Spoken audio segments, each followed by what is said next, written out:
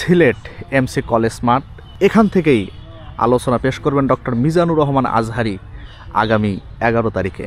দেখছেন বিশাল আকারে মঞ্চ এবং ভিআইপি আকারে এই মঞ্চ তৈরি করা হচ্ছে।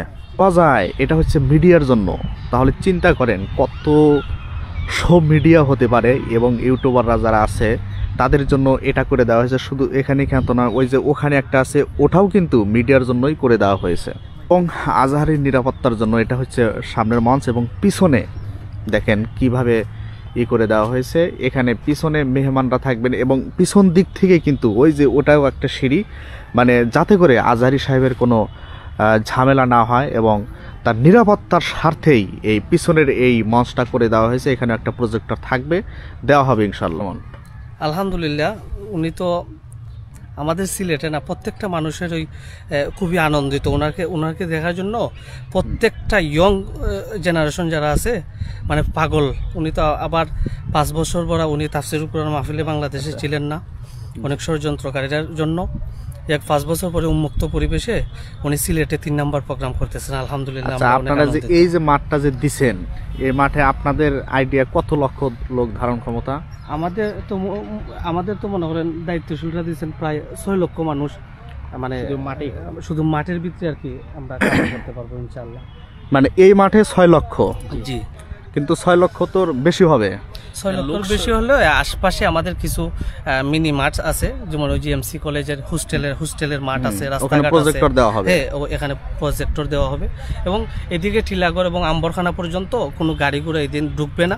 সো রাস্তাঘাটে মানুষ থাকতে পারবে উন্মুক্ত পরিবেশ। এই প্যান্ডেল এবং মঞ্চ কতদিন হলো সাজানো হচ্ছে? আমাদের প্রায় 30 তারিখ থেকে, মানে 30 ডিসেম্বর থেকে শুরু হয়েছে, এখন পর্যন্ত চলমান কাজ। এখন পর্যন্ত চলমান। আপনাদের বাজেট কেমন? বাজেট তো আর মনে করেন আমাদের যে মাঠের বা খাবার সাবার আছে কিংবা স্টেজও আছে, প্রায় 1.5 কোটি 2 কোটি টাকার মতো বাজেট আছে। আচ্ছা, মাইক কয়টা দিবেন? মাইক তো অর্থাৎ আমাদের অল সিটির ভিতরে সিটি কর্পোরেশনের যে 39টা ওয়ার্ড আছে, ফুল সিটিতে, পুরো সিটিতেই আর কি মাইক দিবেন। তাহলে তো অনেক মাইকের প্রয়োজন। জি, মানে ইতিহাস হতে যাচ্ছে। হ্যাঁ, অবশ্যই সিলেটে মানে এই সর্ববৃহৎ আল্লামা দিলওয়ার হোসেন সাইদি রাহিমাহুল্লাহ থাকতে মানে বড় মানের ওয়াজ হইতো, এরপরে আর এত বড় ওয়াজ হয় নাই আর কি। সো আল্লামা দিলওয়ার হোসেন সাইদি সাহেবের তুলনা তো আর হয় না। তারপরে মানে এখনের যুগের জন্য মানে অনেক বড় ওয়াজ আজহারিক দিয়ে আর কি ওই গ্যাপটা পূরণ হচ্ছে। জি জি জি জি জি, অবশ্যই।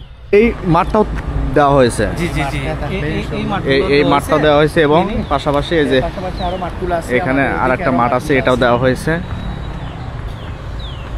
এই মাঠগুলো কাটবে, তার পরিষ্কার করে দেওয়া হবে। আচ্ছা, এই মাঠটাও দেওয়া হয়েছে না? এইটা হবে এটা। তাহলে আমরা মাঠ দেখলাম, প্রথমে একটা মেন যে মাঠ এবং তারপরে 2টা এবং এটা একটা, 4টা মাঠ মোট, এবং পাশাপাশি এটাও থাকবে। আচ্ছা, ওদিকে আরেকটা মাঠ আছে, ওই হোস্টেলের পিছনে একটা মাঠ খোলা আছে, আর 2টা মাঠ আছে মিনি মাঠ। হ্যাঁ, এইরকম আরো 2টা মাঠ ওদিকে। ও আচ্ছা, এখানে মোট 6টি মাঠ হবে, 2টা 4টি, আর হোস্টেলগুলোর পিছনে। আমার কাছে যেটা মনে হচ্ছে আপনারা সর্বোপরি 15 লক্ষ লোকের জায়গা করে দিতে পারবেন। এখন এর চেয়ে যদি বেশি হয়, বেশি হলে তো আমাদের তাহলে মনে করেন ওই শহর দিয়ে থাকতে হবে। সিটিয়ে যাবে গিয়া কি। জি জি, যদি আমাদের টার্গেট হচ্ছে গিয়া 14-15 লক্ষ লোকের সমাগম হবে, বেশি হবে। আর হয় যদি আমাদের তো প্লাস পয়েন্ট হচ্ছে গিয়া যে এই রাস্তাগুলো হচ্ছে গিয়া যে বিশাল বড় রাস্তা, আমবরখানা একটা পয়েন্ট আর 2টি টিলাগড় পয়েন্ট। এই যে রাস্তার মাঝে বিকল্প এই আর না হয় তো প্রায় 4 লক্ষ লোকের রাস্তায় সমাগম, রাস্তায় দাঁড়ান ক্ষমতা আছে গিয়া। তো সব মিলে আমাদের 15 লক্ষের উপরে লোক হবে। একটু বেশি যদি হয় আগে, তাহলে তো ওইটাই এটা পজিটিভ আঞ্জুমানে খেদমতের জন্য। যারা আপনাদের এখানে সদস্য আছে কতজন?